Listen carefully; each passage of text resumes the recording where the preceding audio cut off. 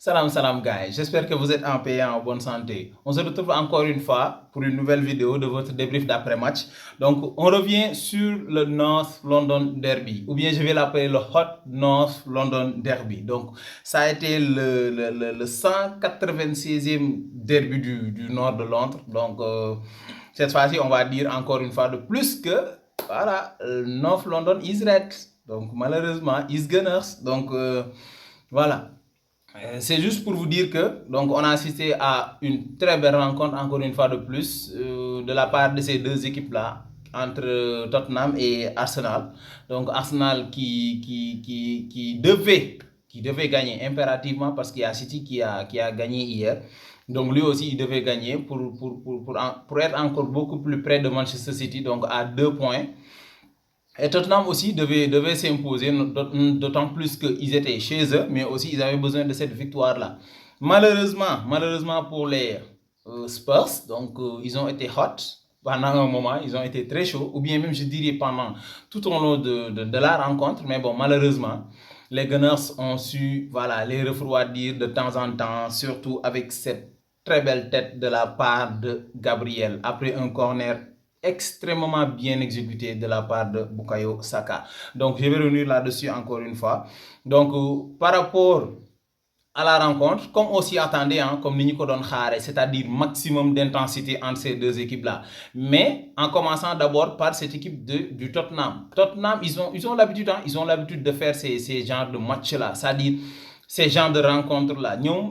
Ils font parfois ce qu'on appelle en Wolof, départ au Gaïndé, arrivé mousse. C'est-à-dire, ils débutent bien le match avec une grosse intensité, avec pas mal d'occasions de but, et malheureusement, ils ne terminent pas. Non seulement, parfois, ils ne mettent pas les occasions au fond, donc il y a trop de ratés, et aussi, après, il baisse de rythme. Ça dit, le rythme est cassé. Donc, c'est la raison pour laquelle aujourd'hui, par manque de concentration, ils ont eu à encaisser ce but-là, tout simplement sur une erreur de Romero. Donc, qui a laissé Gabriel tout seul, alors que c'est lui le défenseur central. C'est lui qui devait être au marquage sur Gabriel. Donc Gabriel se détache de lui et il se permet de se lever tout seul dans les 6 mètres, presque à 4 mètres du but, et il claque sa tête comme ça. Donc bien exécuté, hein, très sincèrement.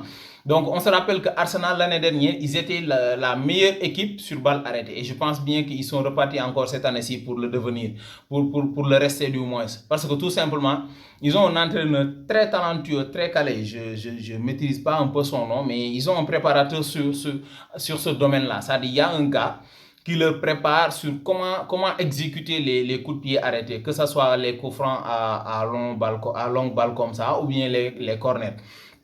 Tout simplement, on a vu l'année dernière, le système c'était quoi? C'était qu'il y a Ben White qui allait tout le temps gêner le gardien de but quand ils avaient corner. Et il y a le positionnement des joueurs dans la surface, et aussi le signal que donnait Odegaard, c'est-à-dire quand il soulevait son bas vers le haut et quand il le faisait descendre. Donc, c'est-à-dire qu'à chaque fois, il y avait un signal à donner, il y avait un code qu'ils se transmettaient entre eux pour bien exécuter ces coups de pied arrêtés là. Je pense bien que cette année-ci aussi, ils continuent sur cette lancée-là.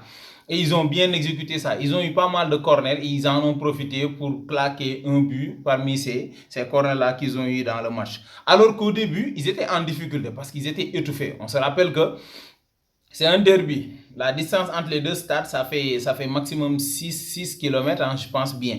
Donc c'était un derby du nord de Londres. Donc c'était chaud, hein, c'était hot. C'était chaud dans les gradins, c'était chaud sur le terrain, c'était chaud partout. Donc il y avait cette intensité de jeu-là que cette équipe des Spurs a déjà mise donc, dès le début, dès l'entame du match. Et malheureusement, ça ne s'est pas concrétisé. Tout simplement parce qu'il y avait un excellent David Raya, comme vous le savez. Lui, il sait faire ces grands arrêts-là au grand jour. Donc, il l'a refait aujourd'hui, encore une fois de plus. Donc, de très beaux arrêts sur 2-3 actions de la part de cette équipe de Tottenham-là. Donc, ensuite, de belles séquences de jeu. Et ça passe par qui? Ça passe par un très bon Kulusevski. Kulusevski, il a été très bon aujourd'hui, surtout en première période. Il a fatigué le milieu de terrain des Gunners là. Pour cela, je vais revenir là-dessus. Parce qu'aujourd'hui, Arteta nous met un double pivot, Partey et l'autre là, Jorginho.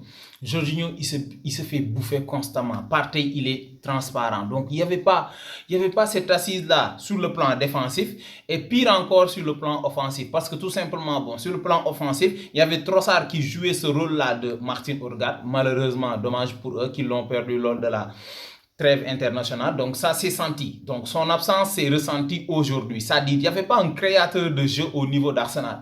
Il n'y avait pas ce gars-là qui gardait le ballon et qui pouvait donner de bonnes passes à soit Bukayo Saka ou bien à Martinelli ou bien à l'autre là.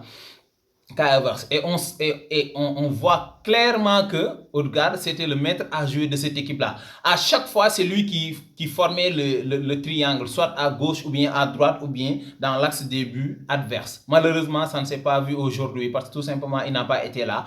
Donc, c'est la raison pour laquelle que ce soit Bentancur, que ce soit Maddison, que ce soit Kulusevski, ils étaient trop agressifs sur les milieux de terrain d'Arsenal et ils avaient aussi le contrôle du football, le contrôle du jeu.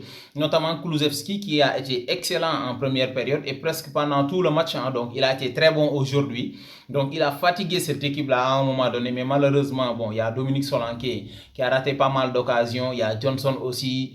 Bon, Son aussi n'a pas été très en vue aujourd'hui parce qu'il y avait devant lui aussi Ben White, ce bandit-là, donc il ne lui a rien donné, comme on dit en Wolof, donc Maïko Dara sur le côté droit, malheureusement pour lui. Donc du côté des Gunners aussi, il y a Martinelli et Saka qui étaient sur les côtés.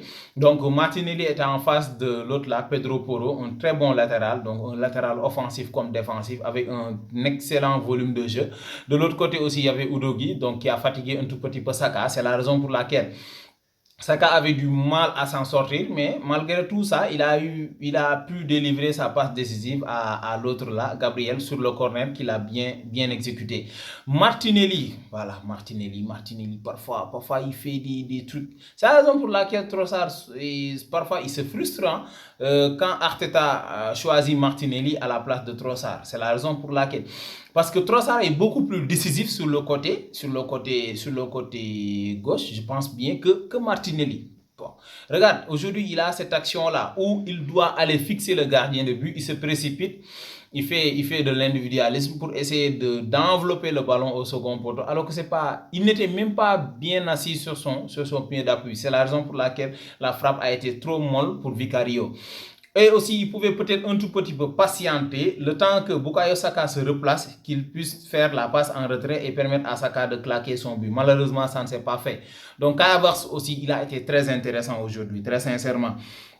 Très intéressant sur le pressing, très intéressant à faire le marquage ou bien à faire le premier pressing sur les axes centraux ou bien sur toute la défense de Tottenham parce que tout simplement il a été très actif aujourd'hui. Donc il a fait aussi son match, donc il a fatigué les défenseurs de Tottenham. Donc voilà, malheureusement aussi, bon, Tottenham, ils peuvent avoir des regrets. Nous, à chaque fois, c'est comme ça. Ça dit, même l'année dernière, ils mènent 2-0 face à Arsenal. Et chez eux, encore une fois de plus, ils se font remonter comme ça, 3-2. Aujourd'hui aussi, ils font du moins un bon match. Donc, ils ne font pas un mauvais match, très sincèrement. Malheureusement, ça manque toujours ce réalisme-là de la part de l'attaque, je dirais bien. Donc, de la part de l'attaque. Et aussi, il y avait aussi ce manque de concentration là de la part de ces défenseurs. Donc à chaque fois on voyait que à chaque fois que les Gunners avaient la possibilité de sortir en contre-attaque, ça faisait mal.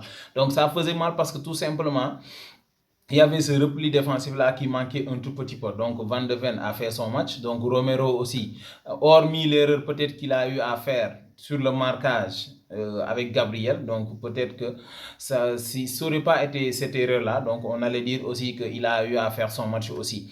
Malgré ça, ils ont malheureusement encaissé ce but-là qui leur a tué, surtout en seconde période. Et après, les Gunners ont géré. Donc les boys d'Arteta ont géré le match. Donc ils ont fait l'essentiel.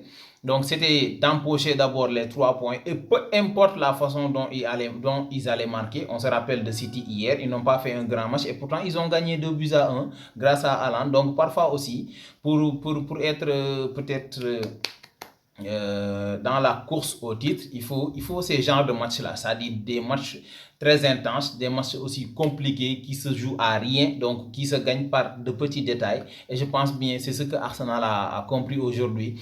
Donc ils ont profité de leur point fort, c'est-à-dire les coups de pied arrêtés, et ils les ont bien exécutés. Donc ils ont eu à enchaîner pas mal de coups de pied arrêtés, et au finish, ils ont fini par marquer ce but-là. Donc un très beau but de la part de l'autre là, donc Gabriel, qui a montré toute cette hargne-là de vouloir vraiment gagner cette rencontre-là. Et ça a été fait. On ne peut pas dire aussi qu'ils n'ont pas mérité leur victoire. Donc, belle prestation de la part de ces deux équipes, j'allais dire, parce que tout simplement, on a assisté à un très beau match de football encore une fois de plus. Donc, c'était un derby, le derby du nord de Londres. Malheureusement, encore une fois, pour Tottenham, ça a été remporté par les Gunners d'Arsenal. Donc, ils sont venus à Hotspur Stadium, et ils en ont fait un Cold Spurs Stadium, malheureusement. Donc ils ont rafraîchi cette chaleur-là qui se dégageait dans le stade pendant presque tout au long de la rencontre. Donc félicitations aux Gunners d'Arsenal et courage à cette très belle équipe d'Ange Postecoglou. Donc lui aussi, au passage, il est en train de faire du bon travail là-bas. Donc on verra ce que ça va donner, ou bien ce qu'ils vont nous proposer lors de leur prochaine rencontre. Arsenal de son côté va jouer en Champions League à Atalanta. Ce ne sera pas un match facile. Après cela, ils vont jouer Manchester City. Oh, hâte de regarder ce match-là. Donc, on va voir ce que ça va donner. D'ici là, on continue à liker, on continue à partager. On n'oublie pas de s'abonner. Et on se donne rendez-vous pour une prochaine vidéo. Inch'Allah. Ciao tout le monde.